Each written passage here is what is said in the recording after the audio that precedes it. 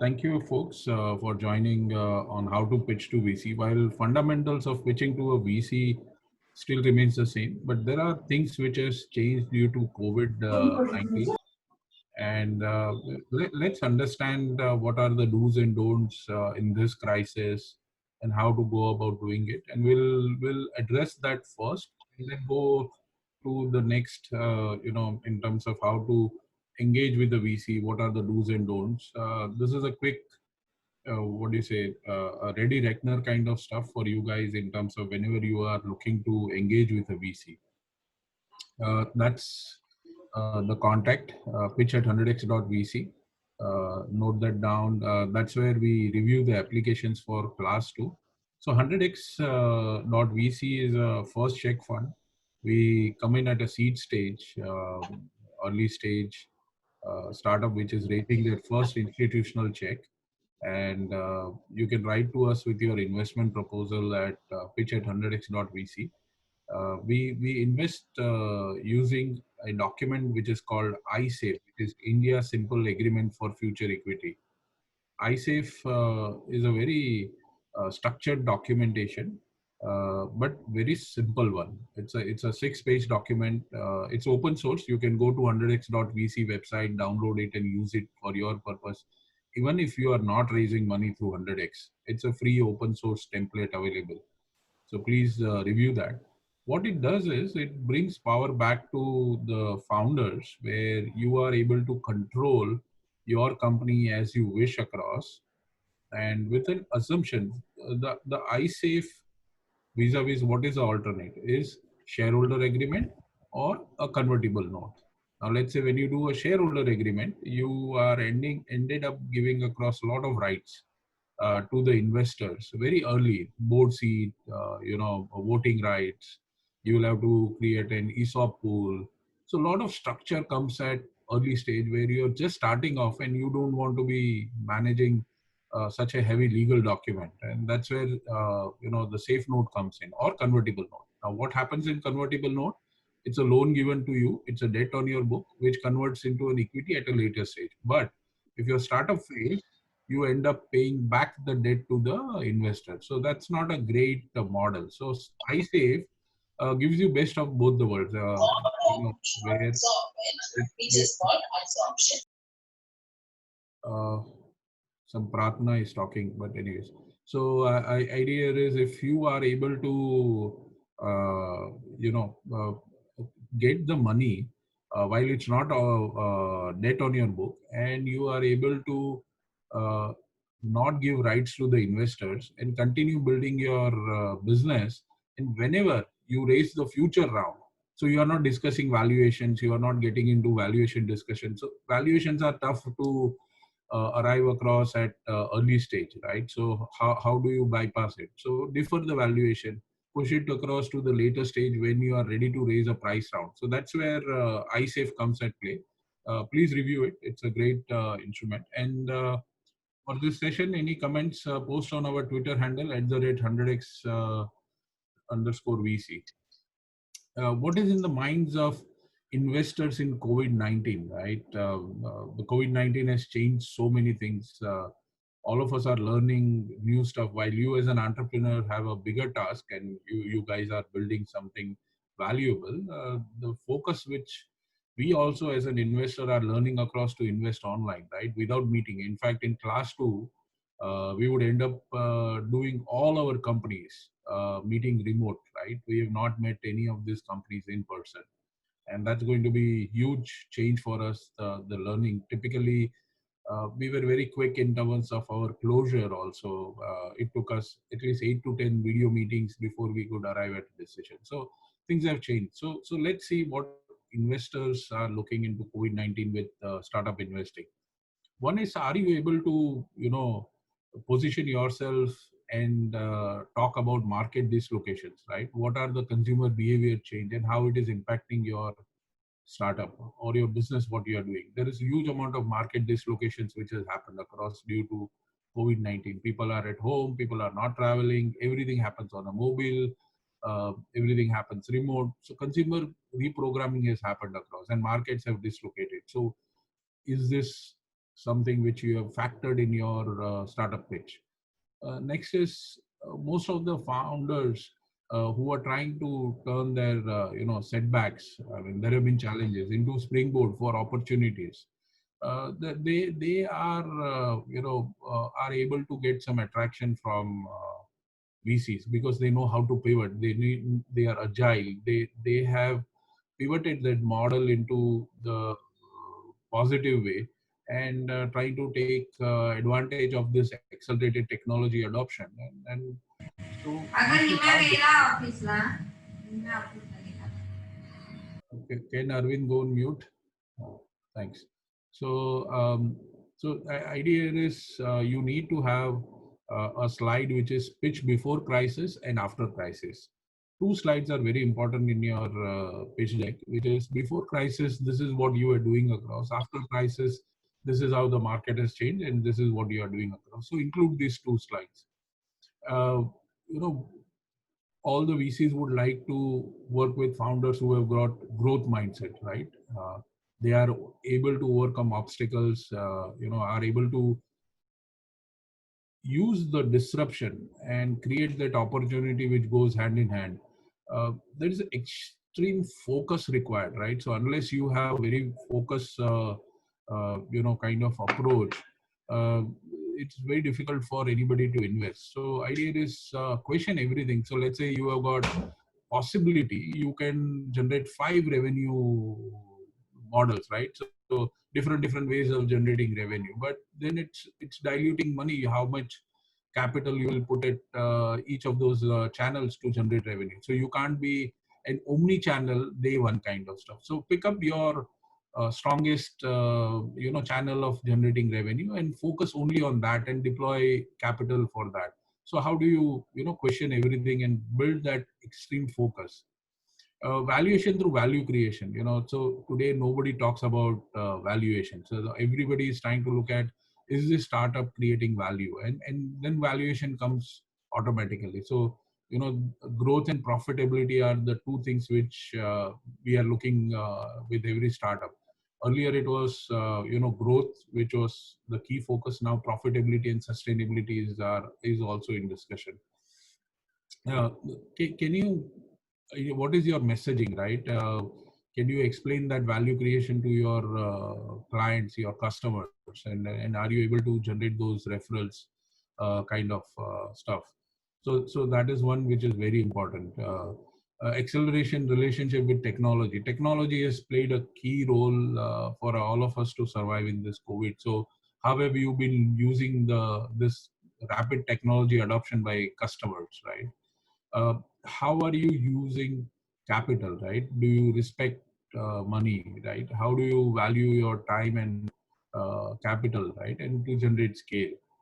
These are the times to generate great business, because the cost of customer acquisition has gone down. You can hire top talent, right? Less competition, so talent is available. There is lesser competition, so it's a huge opportunity to get the right product team or co-founders, and this is a time where you have to command and lead from the front. So that has to be very visible when you are talking to any investors and pitching across. And valuation consideration. So this is, as I mentioned earlier, right? So value creation becomes important. So try to meet investors' expectation, right? So if you are getting an offer, I wouldn't say that you should leave that offer on the table, and that would be a mistake kind of stuff which you will regret today. You need investor support in capital, and beyond capital also it brings a lot of value, sustainability to you. So you have to ensure that you are trying to take consideration. It might be little low, it might not be as great as what you would have thought across, but still it's a money on the table which will help you tide this crisis and move to the next level. So use that. Questions to be answered by founders. Now, what are the questions that founders has to be ready with when you meet VCs, right? So you guys should be, very focused in terms of these are the answers you have to be ready when you are getting into a VC pitch meet. What is the reason for your company's existence, right? Why are you building this company in first time, right? What's the what's the mission, what's the problem you want to solve, what's the purpose, right? What's the value proposition, your elevator pitch, the ask which you have. So just work on this question: what is the reason for your company's existence? This is very, very important. And many times, founders who are very focused on saying that, I'm here to make money, typically can't last long, because it's a very tough journey, right? That you will face enough rejection. So unless you are married to a purpose, unless you are married to that mission very strongly, it's very difficult to survive an entrepreneur's journey. Imagine where you could be. This is a very important question, which gives you the answer for what's your potential market size. What is that addressable market size? Which is that silver you will own, right? What's that addressable opportunity? What's your focus, the positioning, the segmentation, right? So how would you see your startup in next 1 year, 3 years, 5 years down the line? So it's going to be very important in terms of being able to visualize what is your market, right? Imagine where you could be. Why do this product is so important, and why will customer need this product or services more than any other product? So is this a painkiller or a vitamin? Because typically VCs would invest into painkillers because you can't live without it, right? Vitamins you can delay, it takes time to get in habit.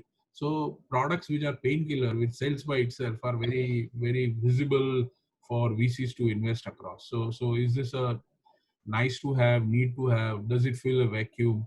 And what is the positioning of the product, right? Not all businesses are venture fundable.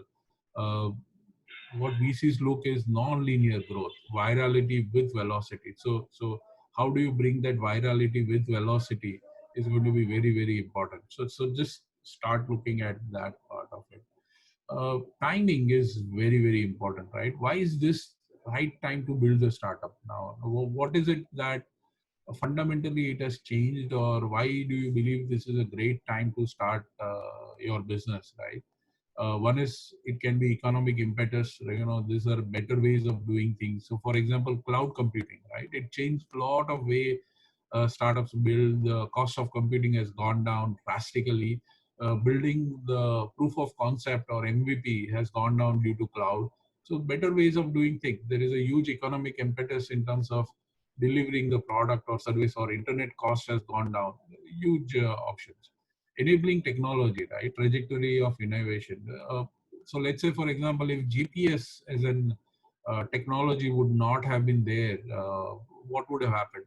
You would not have Ola, right, or Uber coming across. So is there enabling technology which on which that innovation is riding across, right? And then comes across the cultural acceptance, reprogramming of consumer behavior. Now, for example, in early stage, our shopping behavior, we want to touch and feel the product which we want to buy.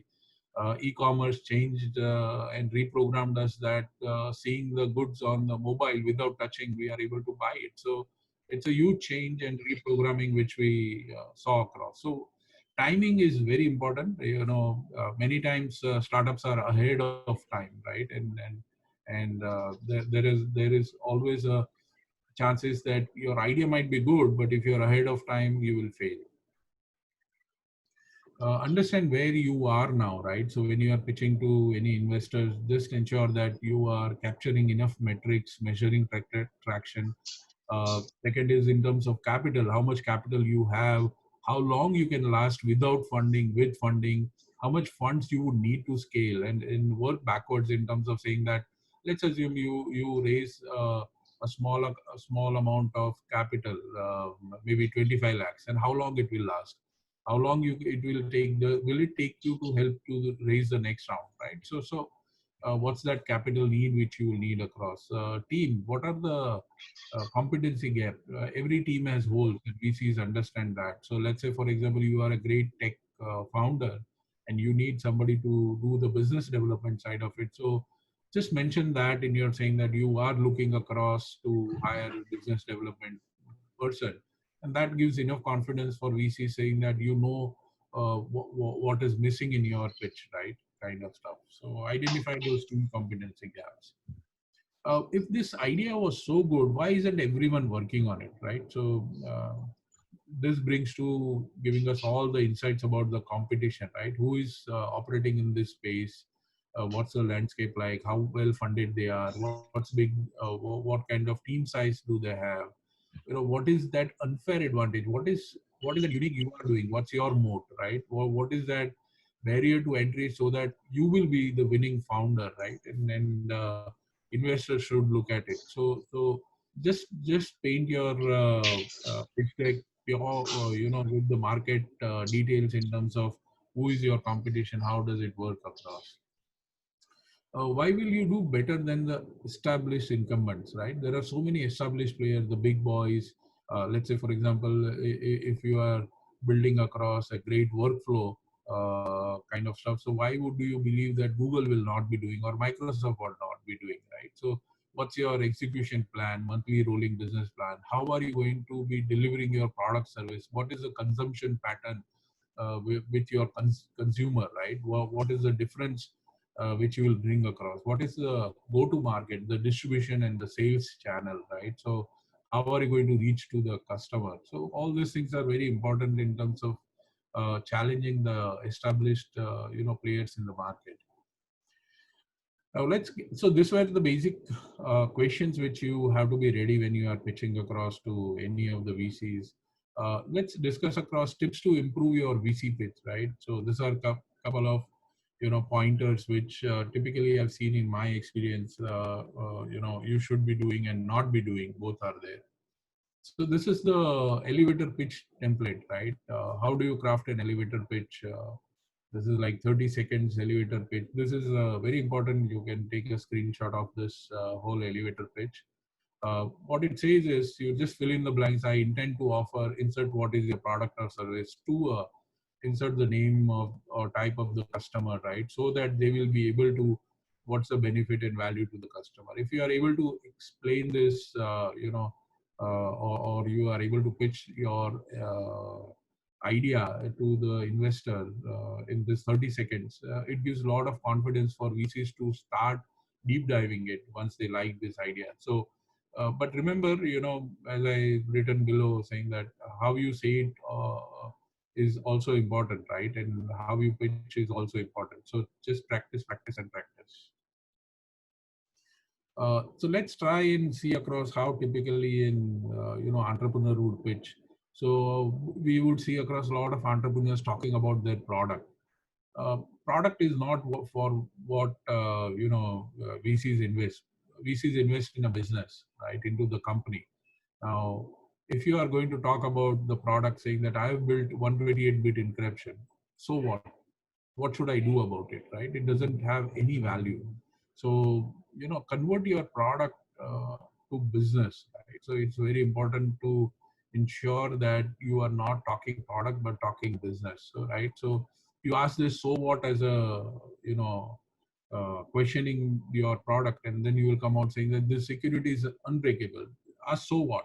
Till the time you have converted into a business which is saying that it can transfer value, well, credit card data safely without theft. Now, this is where customers will pay you money. Now you have converted your product into business. So always ask, so what, right? So what is so important, because whenever you start questioning, every part of your product, so what? Let's say you are building a feature into your product, so what, right? So just question everything. This will lead you to great answers for your business. Pitch, talk numbers. So many times we have seen across, founders are having great dreams, right? So we want to become a biggest security software company. Well, it doesn't mean anything to VC, right? But when you come with a definite goal, not just a dream, saying that we want to become 100 million ARR in 3 years, security software startup. So now that's like definite. You know where you are heading towards. Now that is what attracts any investor, right? So talk numbers in the right way. Uh, Another is where numbers talk, right? So how do you put numbers into everything what you do across, right? So for example, if you are going to talk about saying that we have built the fastest check image processing software. No impact too, because this is fastest is an adjective. I can't measure it. There is no way I can measure it. So you need to be talking about we build a software that check image is processed under 5 seconds, whereas industry standard is 40, and this can save some $500K. Now, this is something which is going to make impact, right? So, please use numbers to your advantage. Just don't use adjectives, rhetoric in your pitches, saying that we are the biggest software, we have the fastest of it. Doesn't have any value. Quantify it. Quantify everything. Use one metrics for money. This is the biggest problem what I see across. Many startup founders use multiple nomenclature when you are pitching for money, right? It's very irritating to decode rupees 1K million. What do I do with it, right? Use million, use USD, use when you are pitching to Indian investor, best is to use INR, rupees, right? Lakhs and crores. It makes life simple. If you're using, USD or pitching to the international investor, USD is good. Use million and billion. So just use one metric for your money. Second is this is a very ambiguous journey, right? There are a lot of uncertainties, and I have a very basic thesis saying that not everybody is cut out to become an entrepreneur, right? It is not for faint-hearted. Entrepreneur is someone who will jump off the cliff and build a plane way down, and as Mr. Ratan Tata has told, right, take a decision and make it right.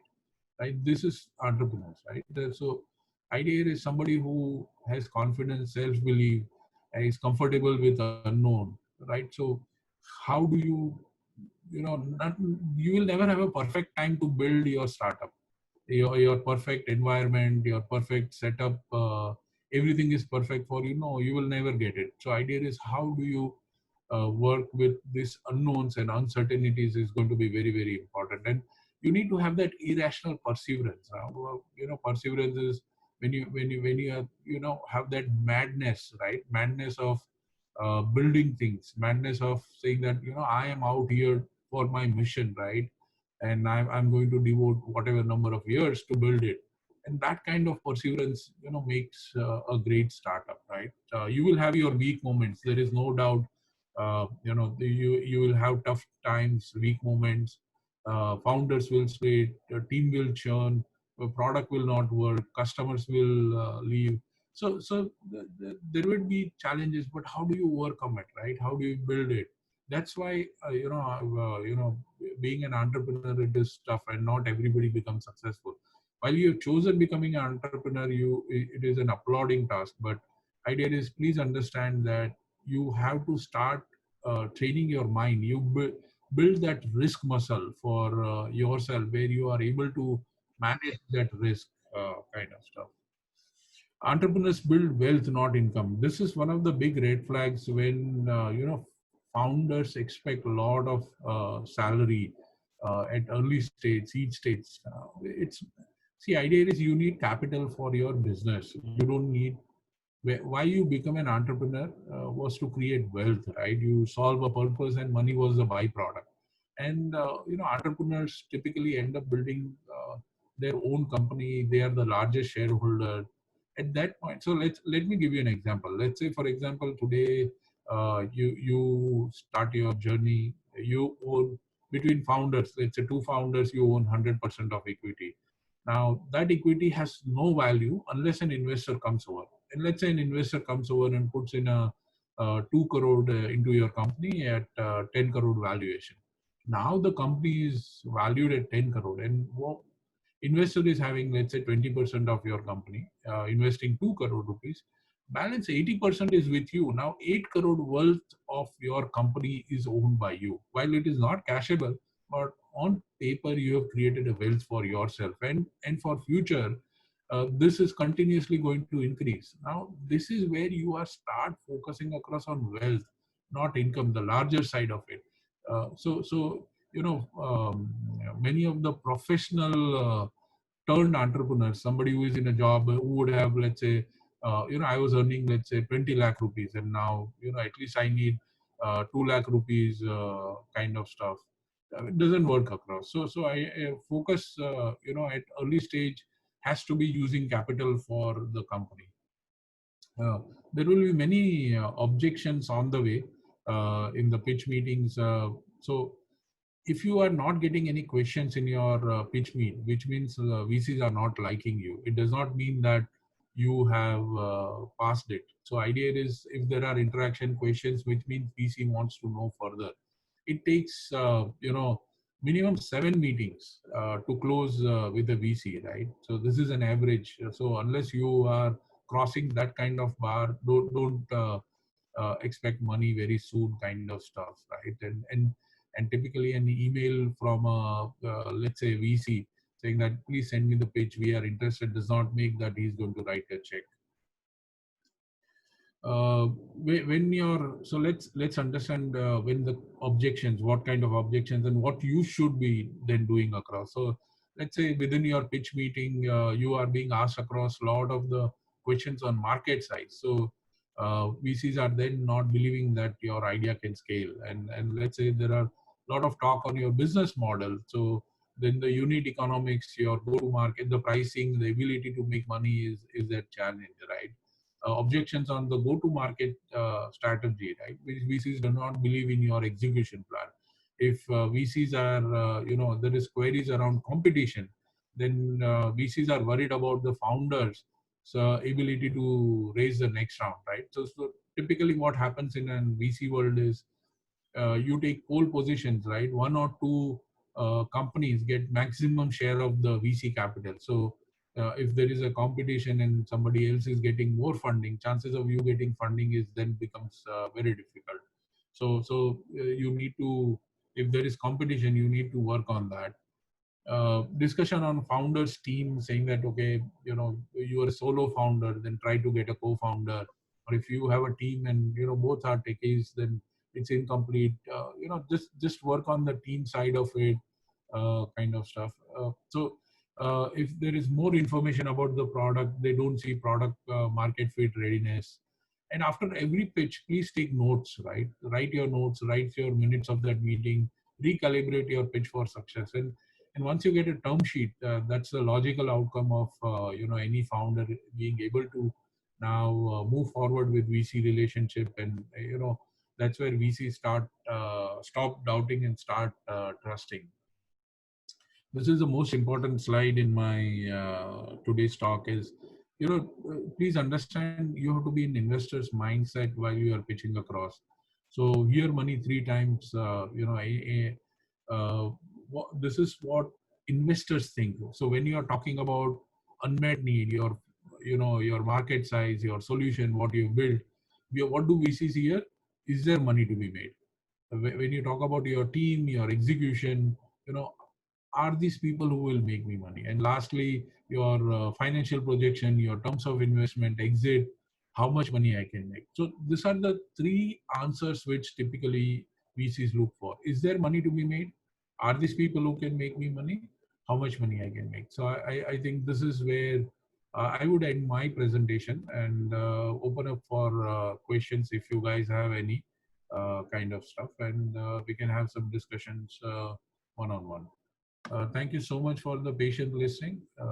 Good luck, and look forward to engaging with you at 100x.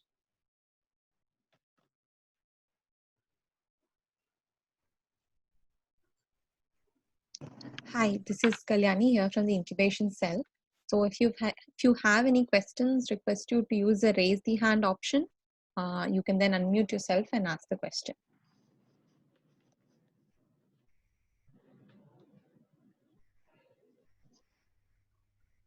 Looks like I've solved all the problems.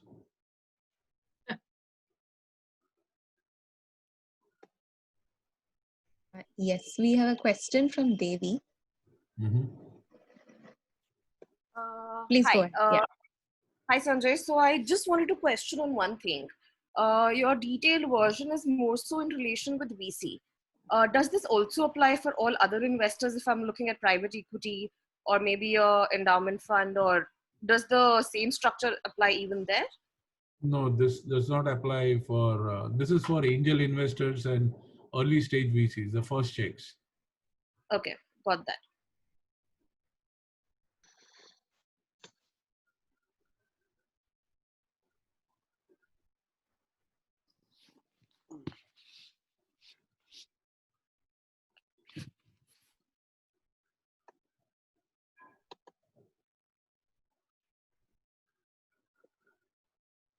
Any more questions?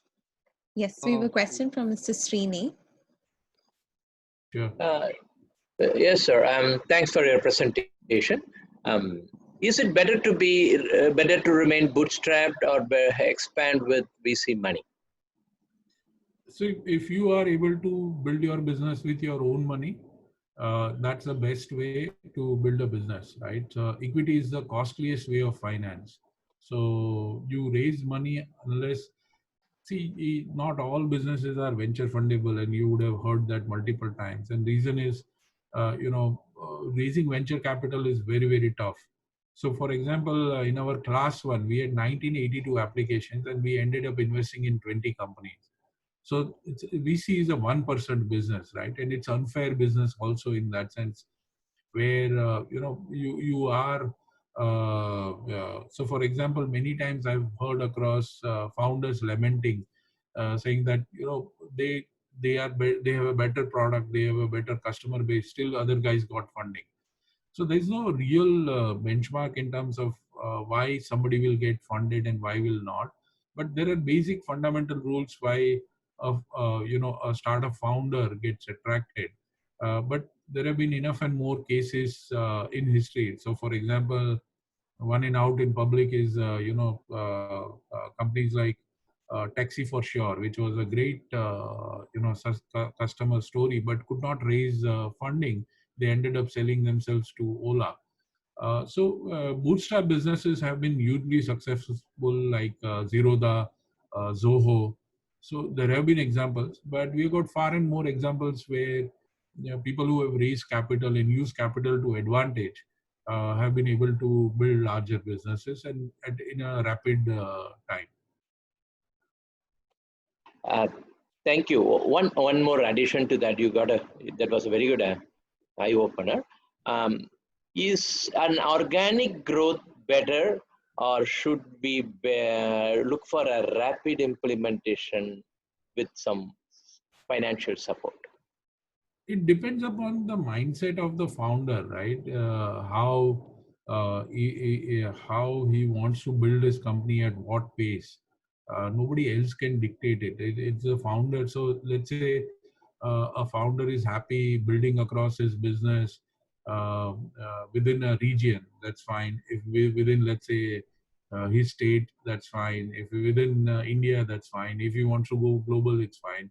Idea is he needs to pick up his own pace, his own growth, basis on which he has to look at capital, whether is it going to be capital which is going to give them that velocity.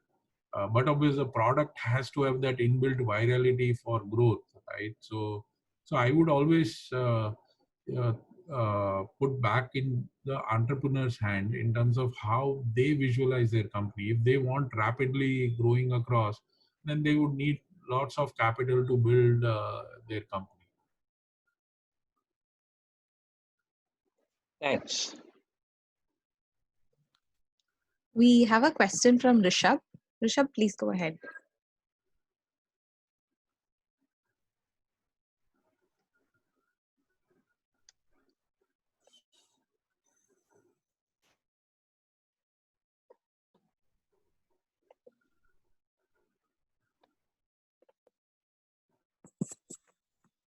Hello.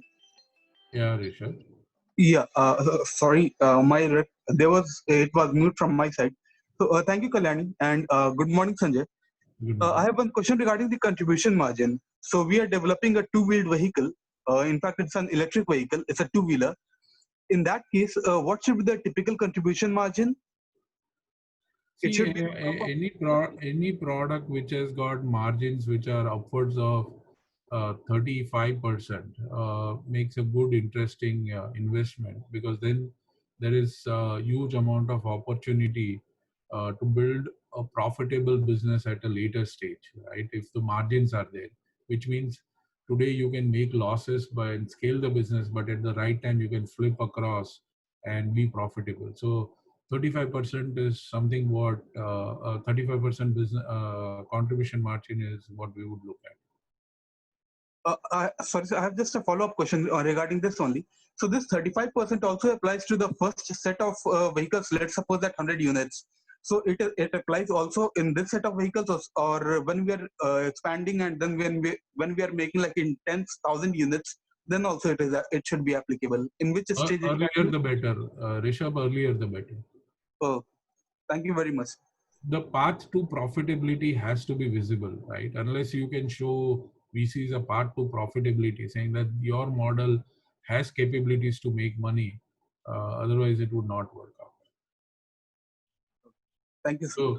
So let me just give you an example. So for example, I am an investor in a company called Koolberg, which is into non-alcoholic beer company. So the margin over there is over 100%, right? In terms of, so for investor, it is very comforting that this company will make money as we hit scale. So chances of raising money then becomes very, very high.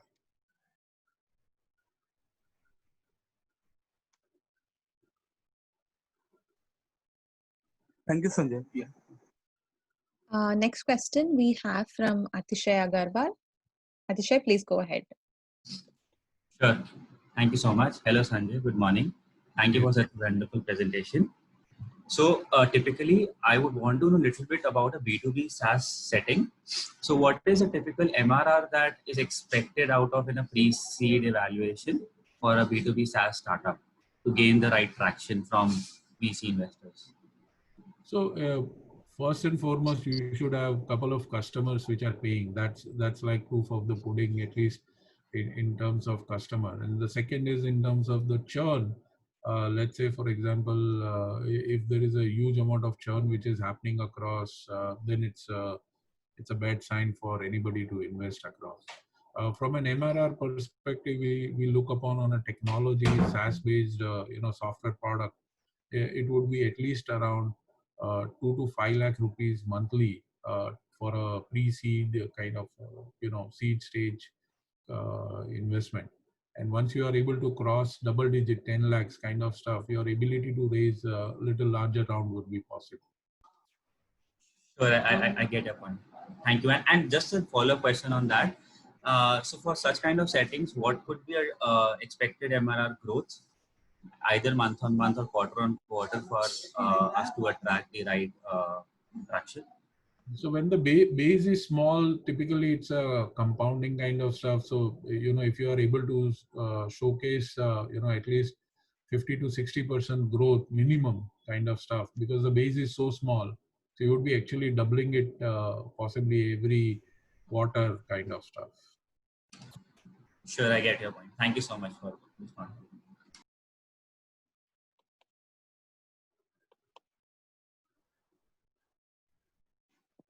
Any more questions? Hi, am I audible? Yes, you are. Please go ahead. I'm not able to raise hands. Apparently, there's some issue with my MacBook. Sanjay, thanks a lot for the wonderful talk. This is Karan from Cast. I think I had a quick follow-up. I would like to get your perspective on post-COVID, where most institutional funds are with respect to raising seed rounds. Do you see it at an inflection point where they have started realigning their portfolios? Or are they still in the old phase where they're trying to, save their old bets versus betting on new ones? When do you expect the shift to happen? So Karan, basis on the past data, if you look into 2000 and 2008 crisis, two crises which VCs have seen across, and if you look into a lot of the data which is available in the market from Crunchbase and other data sources, it has been seen that at the seed stage, early stage, the bounce back or recovery has been V-shaped, which means it bounced back very quickly in that sense. So in fact, a lot of the investments happened across at seed stage for many of the companies in 2008 kind of stuff. And we have seen that notes floating around in social media. What is happening currently now is in India, a lot of the VCs, I would say across at least 70 to 80% of the VCs are flush with money, and they have got enough dry powder. So there is no stopping in terms of investing side of it. While there was a temporary pause, because all the startup investors had to look internally to their existing portfolio first and help them out first and put their direction to it. I think post April, everything started changing back, kind of stuff, and now everybody is back to normal. The business is as usual. That's helpful. And just a quick follow-up, Sanjay. I mean, in terms of building a healthy business, I mean, do you foresee any like structural challenges in the Indian economy with respect to building a business? Or would you prefer like for early stage startups, even, getting some overseas traction where markets are a lot more stabler right now and a little bit more certain? So let me put it in two ways. One is India is seeing the biggest GDP contraction in their India's lifetime, right? As a journey, as a country, what we are, this is the biggest GDP contraction which has happened across. And never before business has stopped in this way.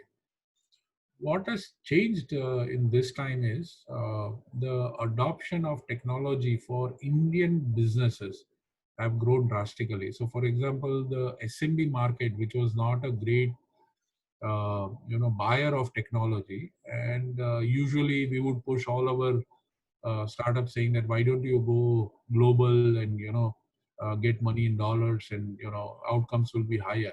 Suddenly the Indian market is really woken up for the SMB pitching. So any SaaS product, any automation product, any companies or startup which is addressing the home economy or helping customers or consumers doing from home suddenly has emerged across. So that market is going to grow.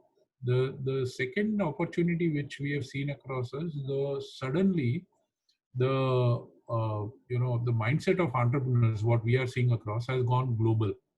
They've learned the art of selling remote. They've earned the art of selling online. They've earned the art of building a business which can now address the global market sitting here. If I'm able to, serve, being in Chennai, if I'm able to serve a customer in Mumbai, I very well can serve across a customer in New York.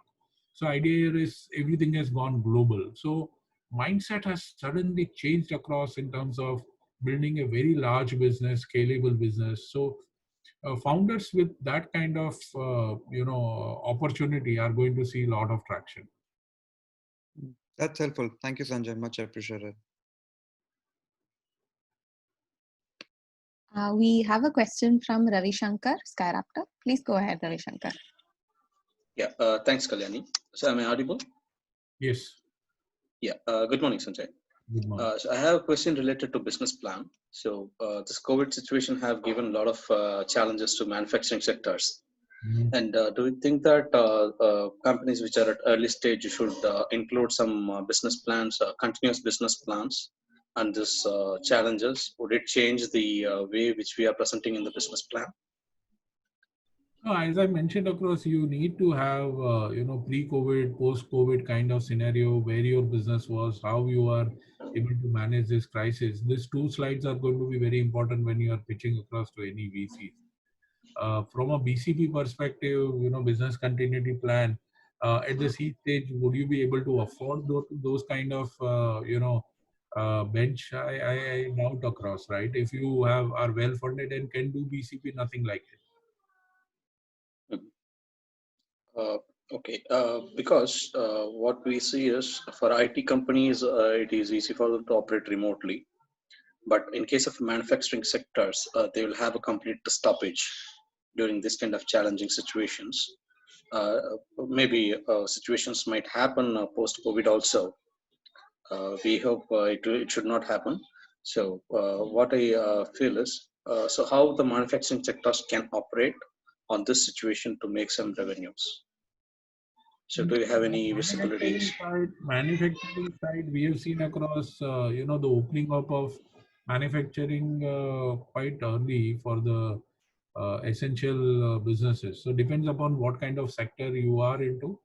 And if this is a non-essential one, definitely you will have some hit due to COVID. Yeah.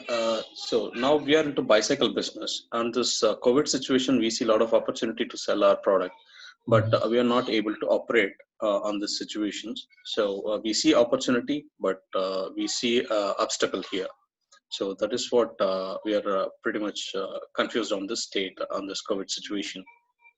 So Ravi, that's where I mentioned across, VCs would love to invest in entrepreneurs who are able to overcome obstacles. If I were having answers for you, I would start my business. Okay. We VCs are dumb people, right? We just want to make money on, entrepreneurs. We just are investors. We are not. So the focus here is to find those entrepreneurs who are able to create opportunity out of this adversity, right? So if I would have all the answers, I would be starting my own business.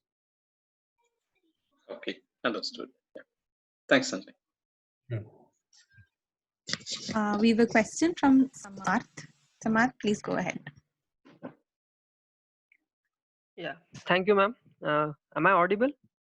Yes. Yes, you are. Yes. Yes. Good morning, sir. Thank you for your insightful presentation. I'm Samarth from Unvest Technologies.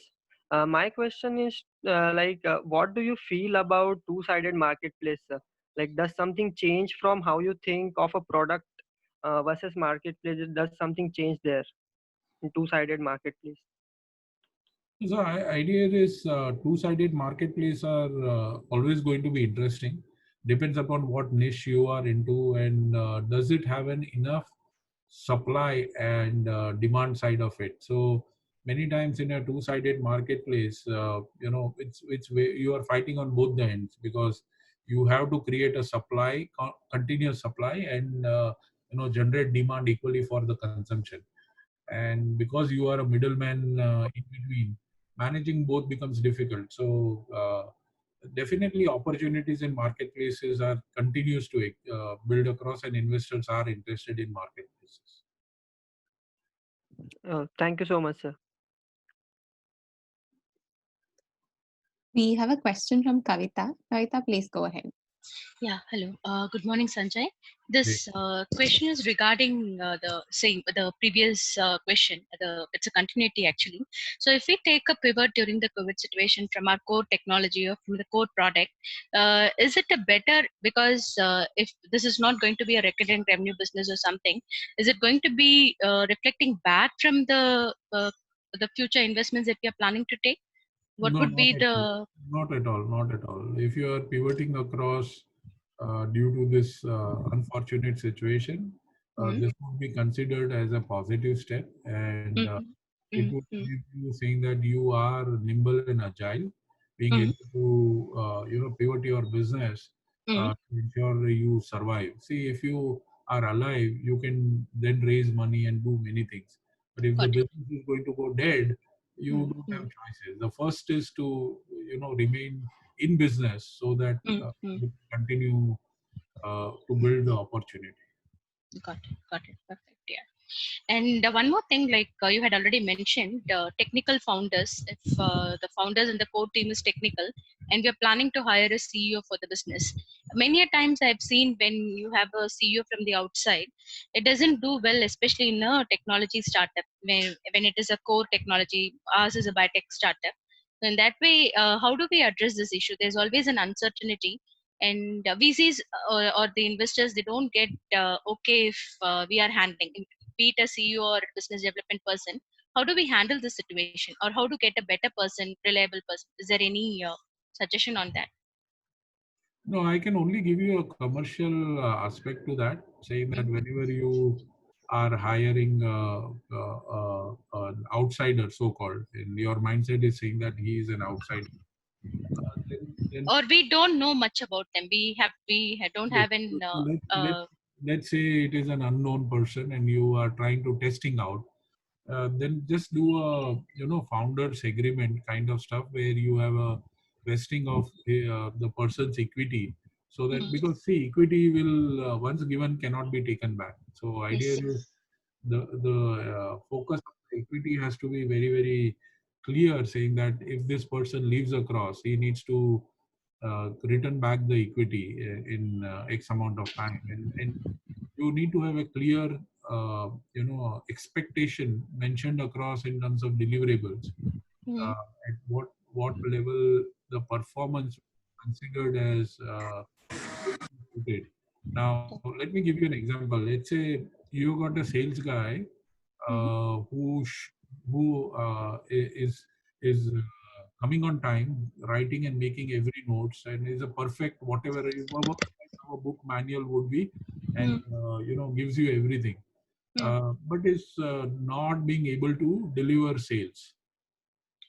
He's great with you guys, you like him, but sale nahi ho raha.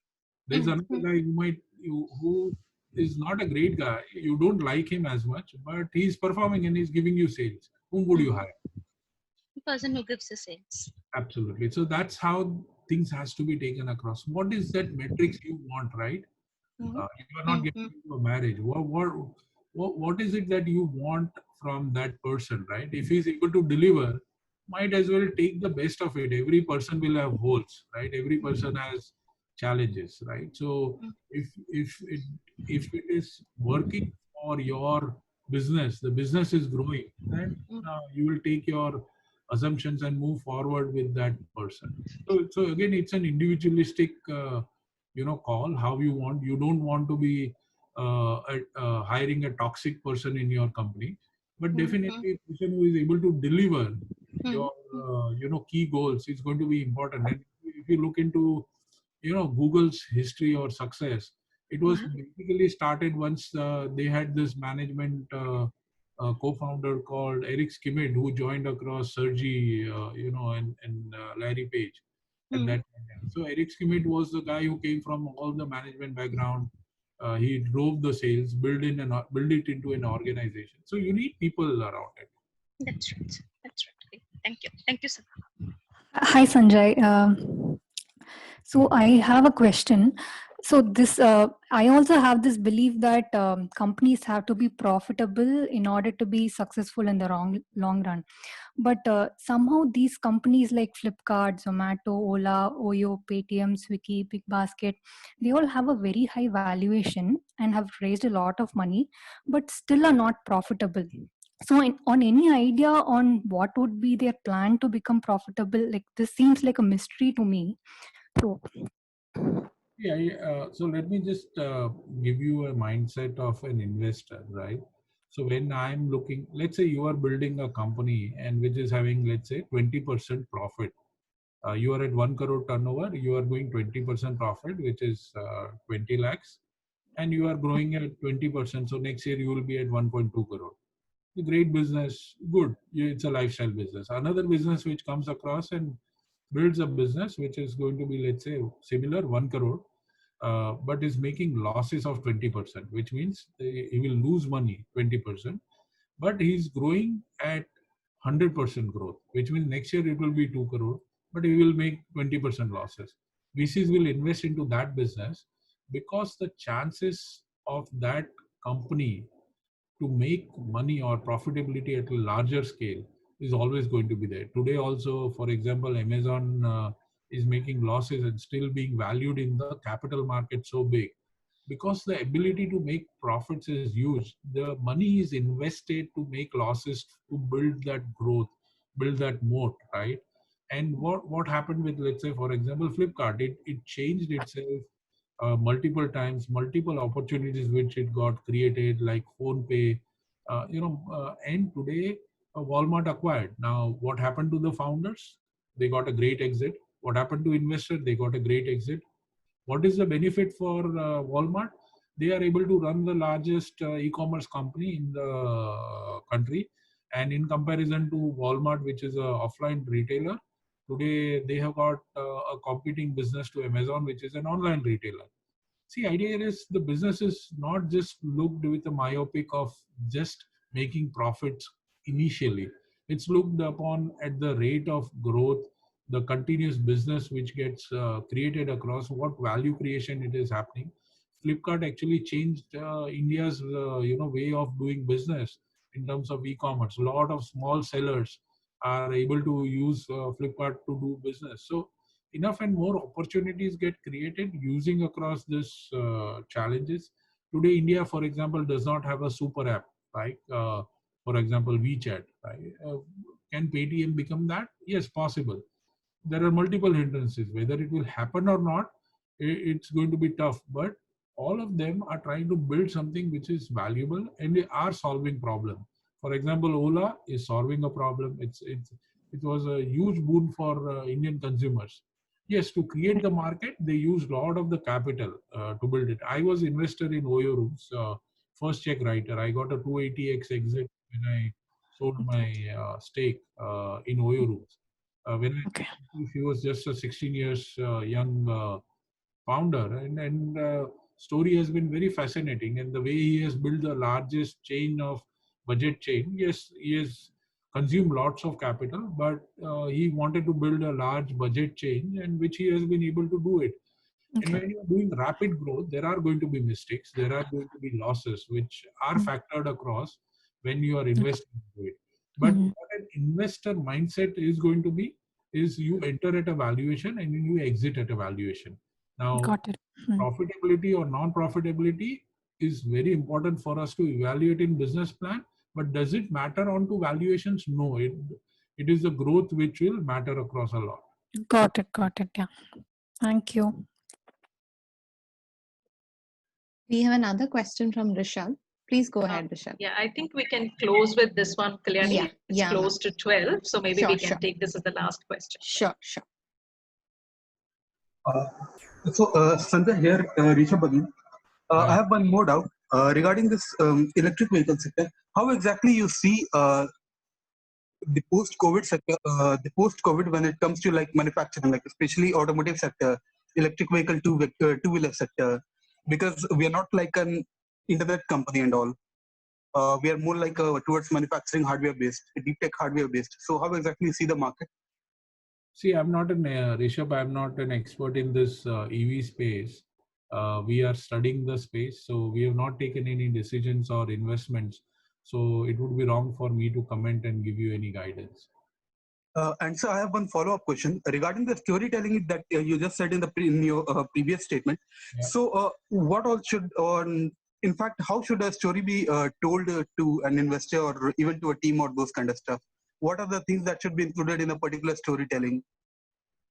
I gave a 30 minutes presentation on that, Rishabh. So hope you've taken notes on it. It had all the things, what questions you need to answer and stuff. So please refer to that. Sure. I'm sorry that I joined at a later time, so I was unable to view those slides. Thank you very much, Sanjay, for spending close to an hour with us. And yes, we will request our startups to kind of apply for class 2 of the iSafe note. But hopefully this is just the beginning of an engagement, and we'll kind of get to meet with you more, and there'll be opportunities for our startups to engage more as well, Sanjay. So thank you, Shashank, for facilitating this, and we'll continue to stay in touch. Thank you, guys, and have a safe day. Thank you. Thank you so much.